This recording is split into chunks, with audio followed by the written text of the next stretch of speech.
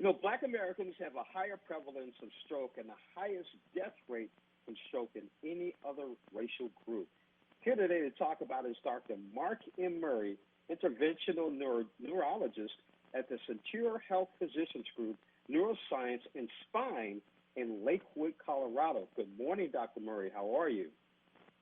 Good morning, James. I'm doing well. How are you? I'm doing good. First of all, what is a stroke?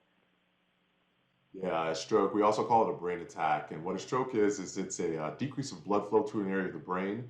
And that can happen because of either a blockage of blood flow in an artery or because that artery is leaking blood. Either way, you don't get enough blood flow to an area of the brain and those brain cells there die. So that's what a stroke is. Now, how common is a stroke? Unfortunately, it's all too common. There are about 800,000 strokes a year, and we know that every 40 seconds, somebody in the United States is having a stroke. So it's way too common. So, why are black men and women at higher risk? Yeah, unfortunately, this affects my community, my family a little more than in other people.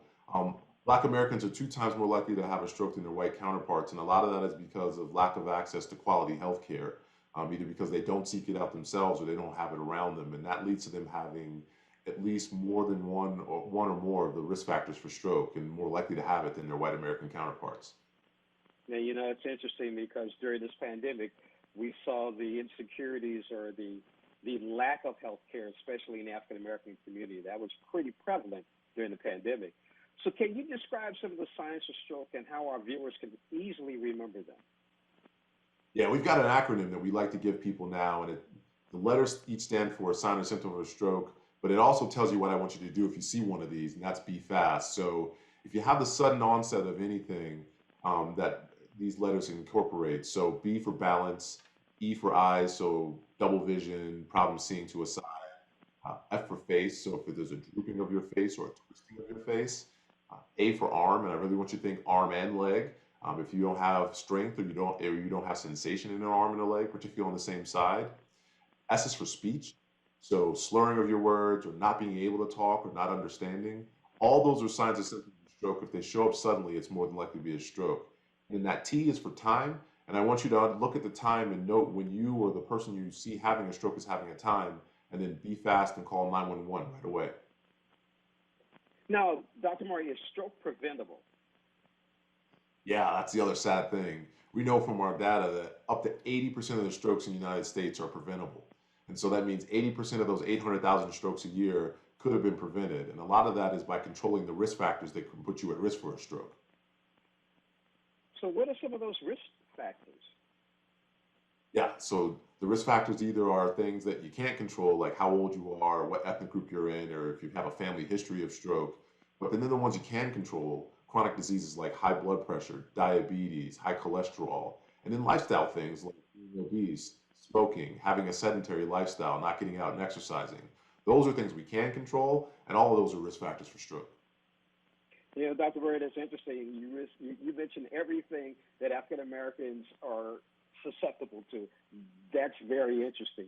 So, why is it so important to act with urgency and call 911 at the first sign of a stroke? Yeah, we know from a study that was done a long time ago that for every minute you're having a stroke, you're at risk for losing 2 million brain cells. So you think about it, even a 5 or 10 minute delay means you're going to have 10 or 20 million brain cells at risk. And so we want you to act right away. We want you to call 911 because when you call 911, it activates a series of things that get you faster treatment. Those EMS professionals in the ambulance or medical professionals can start treatment right there when they get to you. And then they get you all the way into the ED right away and alert people like myself who will be waiting for you when you get there. So act fast, call 911. That's the one thing I can tell you to do. When you say call 911, I still have to think about what we learned during the pandemic and the disparities in healthcare, especially in the African American community. What are your thoughts on that? You want somebody to call 911, but they may not get there as quick. Yeah, unfortunately, we know that strokes have decreased in some populations, but they're staying high in the Black American population and even the Latino American population. I want people to call 911, but we really have to do a lot of work to make sure that when they do call 911, that the response is always the same, and that the treatments that they get when they get to the hospital are the same, which is something else that we know doesn't happen all the time for the Black American population. But I'll tell you, if you don't call 911, then you don't have a chance of getting those treatments. So you still have to call 911. It's your best chance. Once we call 911 and we're sitting in the waiting, what should we do? What is the most important action we can take while we're waiting for 911? Well, I'll tell you, the actions you can take are right there before is, number one, note the time when the symptoms start. A lot of our treatments are going to be based on time, and we need to know that time to get the most effective treatment to the patient. So that's the first thing you can do. The next important thing you do is, as we said, call 911. Get them there as fast as possible to start that treatment algorithm going.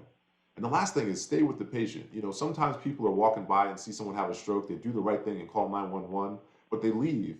And there's a lot of information that we can get from that bystander, from you, if you saw it happen, particularly because stroke patients sometimes can't talk to us and give that information on their own. So those are things you can do to help out. Now, where can our viewers go for more information? Yeah, so I'm going to direct you to strokeawareness.com. Strokeawareness.com is a great resource, a website that can tell you more information about stroke, facts about stroke, signs and symptoms, treatments that are available. And strokeawareness.com is the website I want you to go to look for all of that information. Now, yesterday was World Stroke Day. What final advice do you have for our viewers about stroke? Yeah, as I said, World Stroke Day is on October 29th. We really want to get the word out. And the biggest advice I can give you is know that strokes, we thought that they happen in old people, but they can happen in anyone at any age now. So know your own risk factors, and please go see your primary care providers, talk to them, understand what your risks are, and then start to modify those risks if you can, either by diet and exercise, or if you need to, by getting put on the proper medication and treatment plan.